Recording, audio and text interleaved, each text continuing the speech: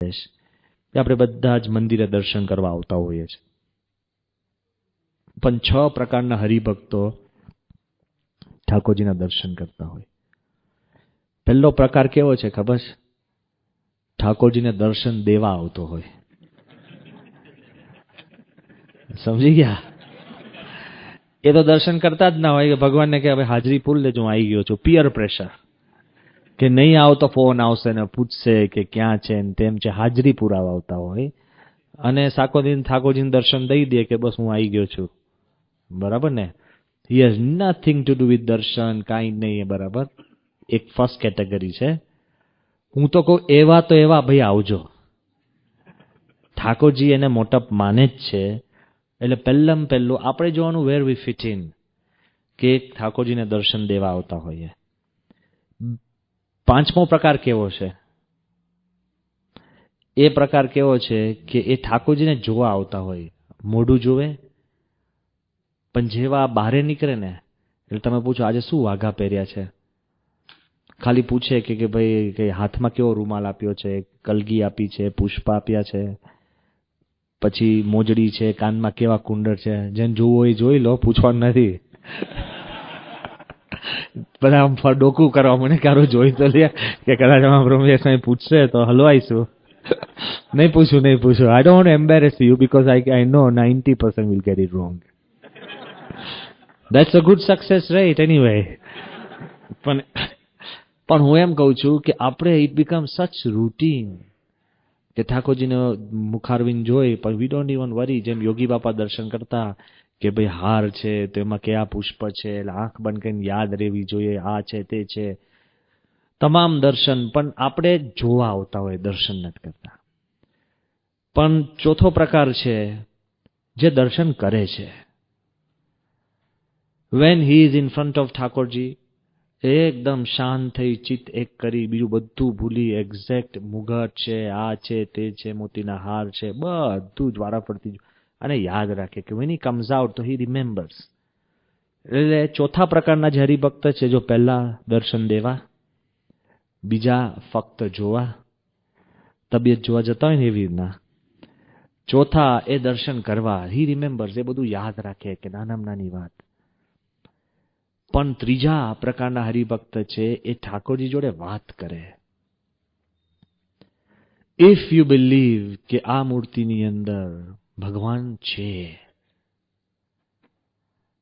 then talk to him. Of course you can talk. તમારા મનની જે વાત હોય, પ્રશ્ન હોય, કાંઈ પણ તમને મનમાં કાંઈ ક્વેશ્ચન હોય, દ્વિધા હોય, સસ્પિશન હોય, you talk to God. And if you do talk, યોગી બાપા રોજ ઘનશ્યામ મહારાજના ગોંડલમાં દર્શન કરવા આવે ને ત્યારે ઘનશ્યામ મહારાજ આગળ ઉભા રહીને વાતો કરતા. યોગી બાપા રોજ વાતો કરે. એટલે આજુબાજુ ઉભેલા સંતોએ બધા એકવાર યોગી બાપાને પૂછ્યું કે બાપા તમે રોજ વાતો કરો છો ઘનશ્યામ મહારાજ જોડે? બાપા કે હા. એ કે ઘનશ્યામ મહારાજ જવાબ આપે છે? યોગી બાપા કે હા.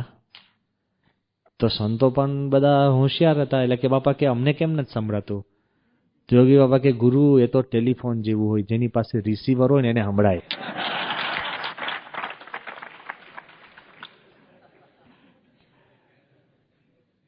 Yogi Maharaj used to talk to Ghanshyam Maharaj every day. Don't treat the murtis as just statues or pieces of decoration or just something that you give honor to. Feel. Michelangelo used to say, "Ye to khali sculptor hato." I've seen many of his sculptures, amazing. He used to say, when I touched a marble, I could feel blood flowing through it. Khali sculptor could feel blood flowing through it. Swami and Yogi Baba, they can feel the prana of God inside the murtis. You and I can too. There is a way of interacting, changing. Mesuge satsang is to do with interaction. Aaki jindagi darshan karin jao, but if you don't interact with God, you don't gain anything. You don't get anything. એટલે મેં જેમ વાત કરી કે 3જા પ્રકારના હરિભક્ત છે એ ભગવાનની મૂર્તિ સાથે વાત કરે, પણ એ ભગવાનની વાત ના સાંભળે, ઉતાવળમાં હોય ને એટલે જતા રહે.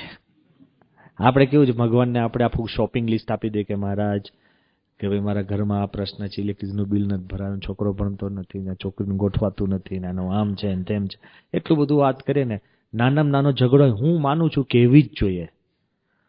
ભગવાનને નહીં કહો તો આજુબાજુ પાડોશીને કહેવાના છે, એ ત્યાંથી સંતાડતા હોઈએ આપણે. એમાં તો બહુ મહેનત કરીએ, સાઉન્ડ પ્રૂફ કેમ ઘર બનાવીએ કે ઘરનું ઘરમાં રહે એટલા માટે ને.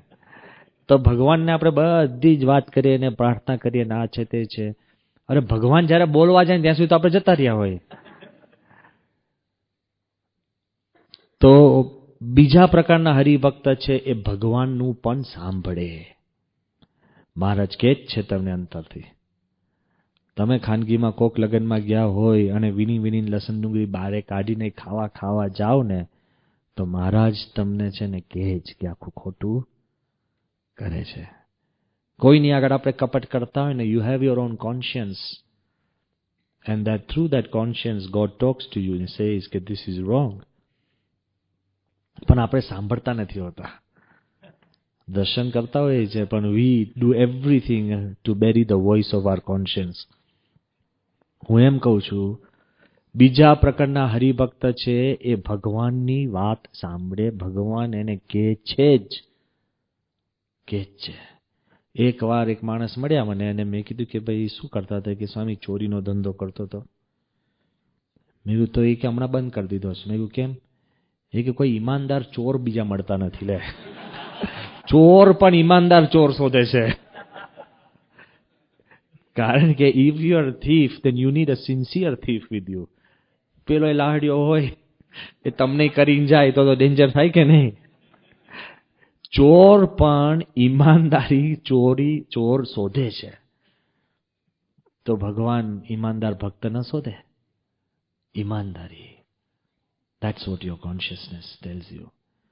તો મારે એ કહેવું છે કે બીજા પ્રકારના હરિભક્ત છે એ ભગવાન જોડે વાતે કરે છે ને ભગવાનનું સાંભળે છે.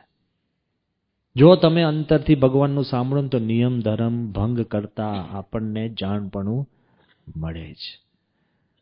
કોઈ પણ સાથે ઊંચે સાદ બોલતા આપણને જાણપણું મળે. અને ઘણી વાર છે ને ઘણા માણસ પેલા હોય પાછળથી જાણપણું મળે તો પાછળથી માફી માંગી લો.